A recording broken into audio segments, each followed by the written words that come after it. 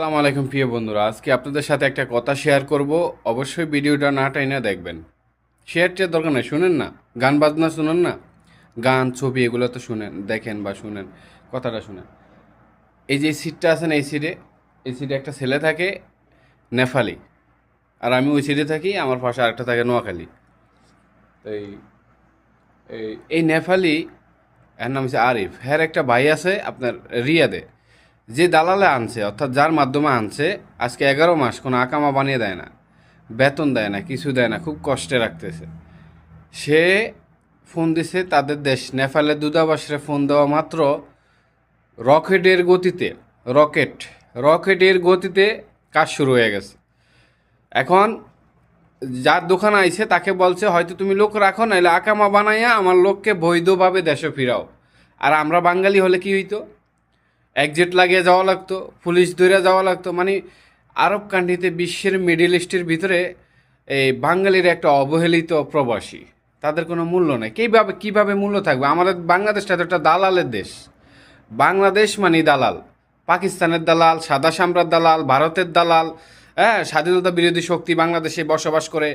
কথা বুঝেন না? এই দেশটাতে তো উট্টো কোনো হালাই উট্টো দেয় না। কথা বুঝছেন না? তো এই জন্য বলছি যে বাংলাদেশ, মিডিল ইস্টে যেরকম কাতার, দুবাই, সৌদি, বাহরাইন, যে ধরনের দূতাবাস আছে বাংলাদেশি, এই 11 দিয়া আপনারা এই কী কমো, মানে কি বলবো, 11 দিয়ে একটা কাজ করতে পারেন। এই ধরেন কী কমো, এই দেশে আপনারা হয়তো সবজি বিক্রি করাইতে পারেন। মিডিল ইস্টে সবজি বিক্রি করলে মানুষের সবজি সবজি খাইয়া আরও জীবনটা বাঁচবো। বাংলাদেশ দূতাবাসের পাশে যাওয়াই যায় না, মানে যাওয়া যায় না দালালের কারণে। সরাসরি গেলে কোনো কাজ হয় না, আল্লাহর কসম, কোনো কাজ হয় না। দালালের মারফতে যাইতে হয়।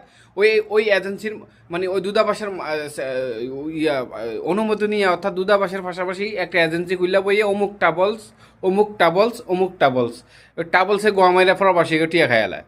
তাহলে এই প্রবাসীরা সুদের ফে টাকা লইয়া, ব্যাংকের ফে ঋণ লইয়া সৌদি আরব পাইয়ে, আবার টাকা পয়সা না পাইলে দেশের টাকা নিয়ে একজেট লাগিয়ে আবার দেশে একবারে চলে যায়।